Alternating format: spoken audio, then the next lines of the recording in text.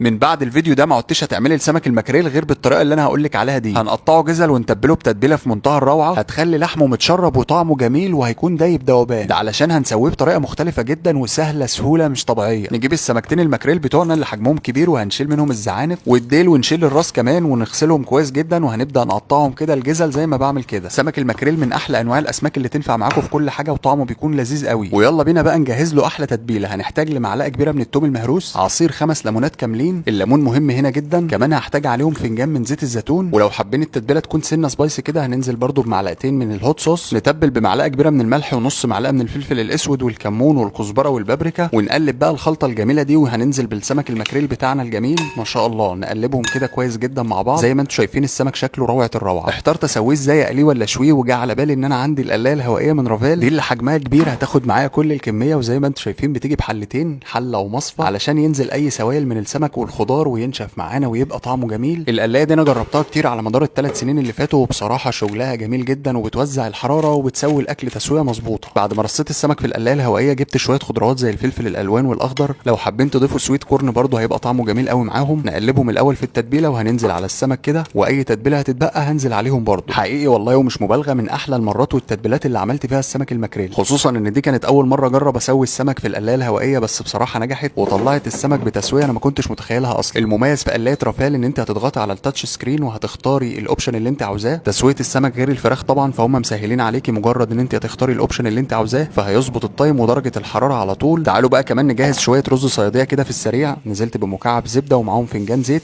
بصلايه واحده ناعمه، وشوحت البصل لحد ما دبل معانا. دلوقتي ننزل بكوبايتين من الرز المصري المغسول ومتصفي تماما، نديلهم تقلبتين كده والحراره تكون عاليه، وبعد كده هننزل بمعلقه كبيره من القرفه الناعمه، دي هتزود اللون معانا هيكون بني وكمان هتديلنا طعم حلو. معلقه صغيره كمان من الفلفل الاسود، ولو في مكعب زبده كمان نضيفه هيديلنا لمعه حلوه قوي للرز. نظبط الملح بتاعنا على حسب رغبتنا ونديلهم تقلبتين كده الاول، وبعد كده ننزل بالميه او العقد بتاعنا، نظبط المقدار بتاع الميه زي الرز الابيض العادي اللي احنا بنطبخه. انا اول ما شفت المنظر ده انا اتبسطت جدا وحبيت القلايه الهوائيه رافال اكتر واكتر، لان بكده وبعد التسويه اللي انا شفتها دي هقدر اسوي فيها كل حاجه عندي. يلا بينا نجهز الصينيه الحلوه بتاعتنا، ننزل كده ونقدم الرز بالشكل الجميل ده. شايفين درجه لون السمك يا جماعه، بجد طالع شكله رهيب ما شاء الله، جميل قوي. وحقيقي الاكله دي ما خدتش مني وقت كتير، انا يا دوب تبلت السمك وحطيته في القلايه الهوائيه على ما طبخت الرز، والسمك طالع معانا متسوي تسويه مظبوطه 100%. شايفين العظم طالع لونه عامل ازاي اصلا، بجد حلو قوي قوي. القشره بتتكلم عن اللي انا عاوز اقوله. اللحم بقى عايز اقول لكم انه دايب دوبان زي ما انتم شايفين، بسم الله ما شاء الله. لو وصلتوا لحد هنا ما تنسوش تصلوا على النبي عليه افضل الصلاه والسلام، وتعملي منشن لصاحبتك وعلميها طريقه السمك الحلوه دي. تعالوا ندوق بقى، يلا بسم الله. طعم السمك والله طلع في القلايه الهوائيه طعمه جامد قوي قوي، بجد لازم تجربوه، خصوصا بالتتبيله الخطيره اللي عملناها. لو استفدتوا فيدوا غيركم واعملوا لايك وشير للفيديو ده علشان يوصل لاكبر عدد من الناس والكل يعمل طريقه السمك الحلوه دي. بنصحكم بالقلايه الهوائيه رافال لان فيها مميزات كتير قوي، وان شاء الله اقول لكم على كل المميزات دي وازاي تسووا فيها الاكل بطريقه مظبوطه ويطلع جميل معاكم. شكرا لكم على وقتكم ومشاهدتكم،